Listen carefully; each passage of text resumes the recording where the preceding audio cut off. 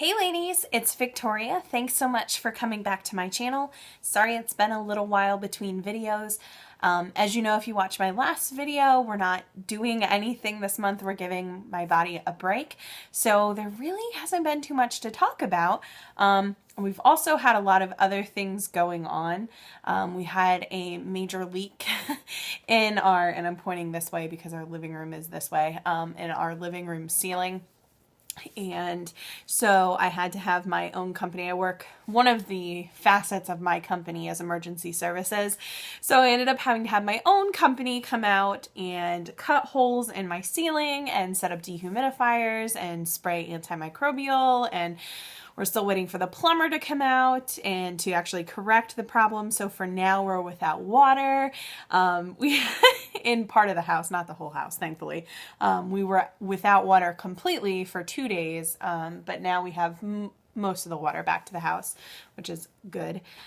We had friends here, so it's just been a crazy 2 weeks, but I do have an update for you guys and some information to share with you, so I wanted to hop on here. So as you guys know, I had my retrieval in February. I had my retrieval on the 12th, and I developed OHSS after that, and it was pretty severe. And, you know, things had started to clear up. My last follow-up, which was almost 2 weeks ago, everything was starting to look better. And today is cycle day 11, so obviously I've had another cycle since then. But about 5 days ago, 6 days ago, I started to get all these weird symptoms. I started getting these crazy headaches, like twice a day, which I haven't been getting. I was nauseous to the point of actually physically getting sick on several occasions. And the nausea was just constant. It wouldn't go away. I was exhausted. I was dizzy. My abdomen was really bloated again, and it was really, really sore. I felt like I was having ovary pain again. It was really weird. And at first I thought maybe I just had something gastrointestinal related, like some sort of GI bug. And it's that time of the year, you know, things like that are going around. So at first I just kind of wrote it off, but I was still kind of like, this is a little weird. But then I started having bleeding, and sometimes it was old blood, and you can tell that by the color. And then other times it was bright red, and I would have clots, and it's not really stopped. Like, it's not a normal flow, like a period, but it's still there, and I still have to wear a panty liner. So it's pretty, it was pretty concerning to me. So finally, I decided that enough was enough yesterday when I started getting really sick again. And I called the doctor, and they definitely wanted to see me. So I went in this morning and had blood work and ultrasound, and everything looks good on my ultrasound.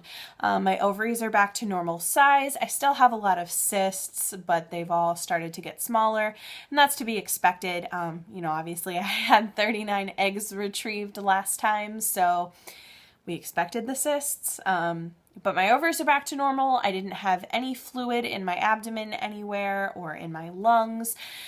So that was good. So when I met with the doctor, she said, you know, I think what's happening is your estrogen level is probably very, very low.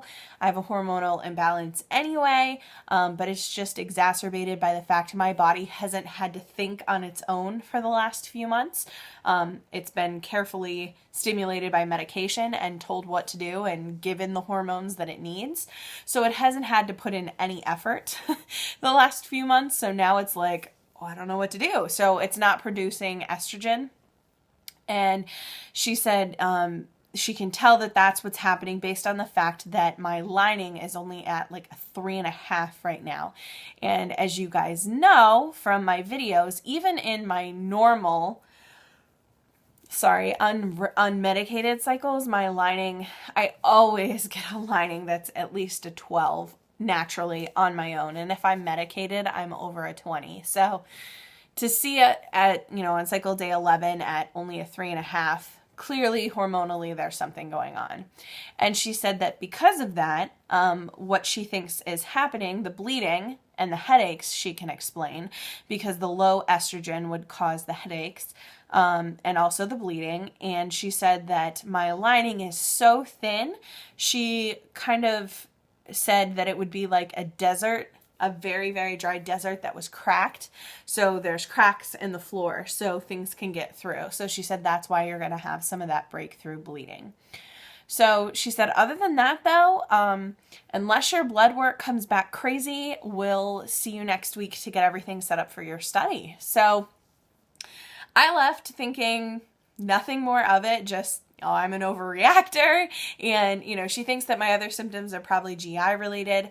So she said, you know, if it's too bad, call your PCP. So I was like, you know, it's good to know that nothing's wrong, and I didn't want anything to be wrong. But at the same time, I was like, seriously, I just spent all that money to hear that she doesn't know what's going on. But whatever. Then about 4 o'clock, 4:30, I get a phone call from the doctor's office. Sorry. And it's the receptionist, which frustrates me. And she's the sweetest girl in the world, so it's nothing against her, but she knows nothing about what's going on. She doesn't know the terminology. She doesn't know anything about our charts. She doesn't know why things are happening. So it's really difficult to talk to her, especially at that point in the day when there's no one else to speak with other than her. So she called and said, oh, the doctor would like you to come back again for more labs and another ultrasound because you're not responding. And I said, responding to what? We're not stimulating this month. I'm not doing IVF again until my next cycle starts, the end of March or whatever. And she said, oh, no. She knows that you're not trying right now, but she wants you to come back and see if there are any follicles and see what your blood work looks like. Which makes no sense to me, because the doctor, the last thing she said to me was she wouldn't see me back unless there was something wrong. So clearly there's something in my blood work that she's not happy with.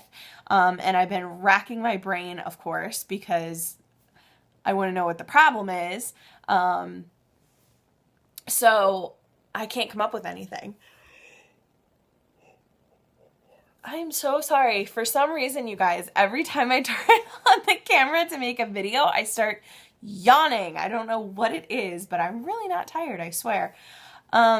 So I really can't come up with anything unless she ordered additional blood work that I didn't know about, because what they usually check, and you guys know this if you've been to IVF or IUI or any sort of fertility appointment, you know that they're checking your luteinizing hormone, which is the hormone that shows your ovulation, your progesterone, your estrogen, and your HCG. Well, obviously there's no HCG, because there's no way I could possibly be pregnant. It's not even remotely possible. So that's off the table. We know that my estrogen is really low. My progesterone should be low at this point in the cycle. So the only thing that leaves would be my luteinizing hormone, but I'm not even close to ovulation at this point. I mean, my follicles are still like non-existent. So I don't know. The only thing I can come up with is she must have ordered additional blood work that I didn't know about, probably like a CBC or something. And maybe there's something there, or she got my ultrasound and was going through my ultrasound and saw something she didn't like. So I really don't know what's going on, but I made another appointment. I'm going to call back tomorrow and try to see if I can speak to the doctor directly to find out what it is, just so that I'm not racking my brain between now and my appointment. So I'll definitely let you guys know what's going on. I'm just hoping that it's not a big deal, because I don't want to be excluded from this study. I want to be able to start this study, which we actually have an appointment next Friday to sign all of our paperwork to be admitted into the study. So hopefully it will come back as nothing. In other news, some of you guys have messaged me on Instagram and asked me about what we're doing with our 4 embryos that we already have frozen. And what we've decided is, since the study includes PGD testing, that we were testing the 4 that we already have, because we already have the money set aside for it, and we want to kind of know what we're working with. So we sent our embryos ahead for testing. Well, not the embryos, obviously. The embryos are frozen, but the biopsies. And I thought we were going to get the results today. I haven't gotten a phone call, so I'm assuming it'll be tomorrow, which the weather here in Pennsylvania is supposed to be really, really bad where I live specifically.